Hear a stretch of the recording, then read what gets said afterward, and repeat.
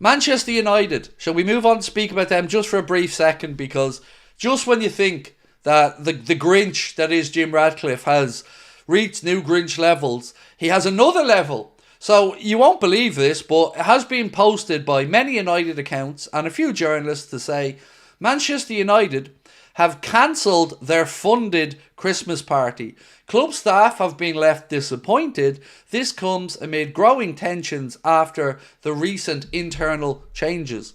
And I think Melissa Reddy summed this up really well when she was speaking on Sky. She said that fans are starting to feel like they're paying the price for the failures of those above them.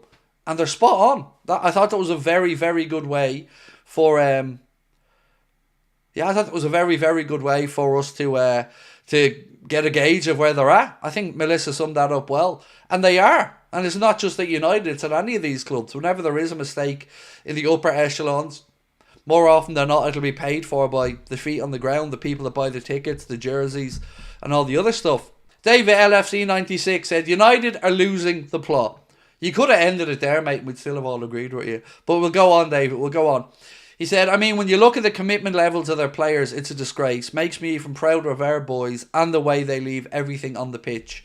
You'll never walk alone. That's one thing I totally do agree with you there on, David. The attitude of our players. You know, there's been a rare occasion where I've been, left a little bit wanting with attitudes. But more often than not, you're right, man. They leave it all out on the pitch. And, you don't say what you want about how United is run, but there is definitely a case to be had about those players in the dressing room just not having the spirit to fight to represent their club properly. And there's a lot of work to be done there. And as I mentioned, when Radcliffe came in, it isn't going to be as straightforward as many United fans thought, because look at Nice. He's not exactly made that a resounding success either.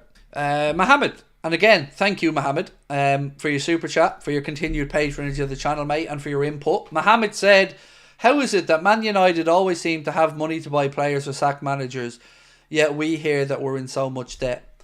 Well, to be fair, Mohammed, we don't really hear that we're in a lot of debt. We do cry poor mouth a lot. You're right on that, bro. But, debt in football isn't necessarily a dirty word. It's how the debt is structured a lot of the time. And with Manchester United, they've been a cash-generating machine for a very long time. A lot of that money is going on interest repayments and stuff from the leverage buyout, the way the Glazers took ownership of the club. And you're right, they have pissed and moaned and wasted a lot of money. And it does kind of make you wonder why we are crying poor mouth a lot of the time, because I don't really believe it, to be honest, mate, that we are stuck for a few bob.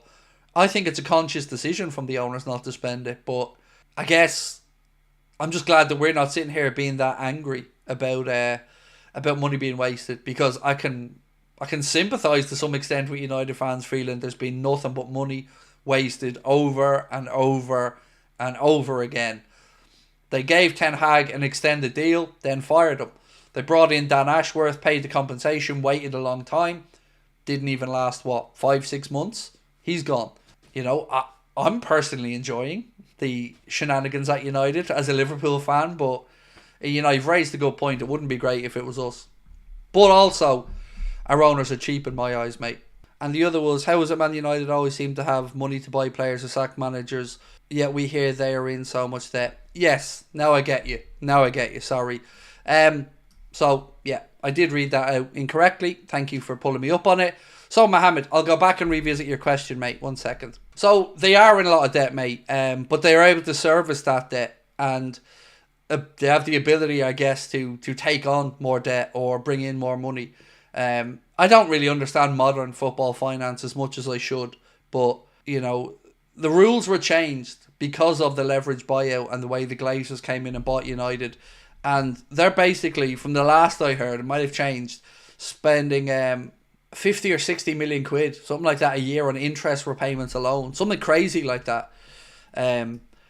So yeah, look, I'm glad it isn't our club, but football clubs will always find a way of getting money. Look at Barcelona, selling off some of their future rights and some of their Barcelona studios and other stuff like that. There's always going to be a way out there for a football club, particularly one the size of Manchester United, to get access to cash.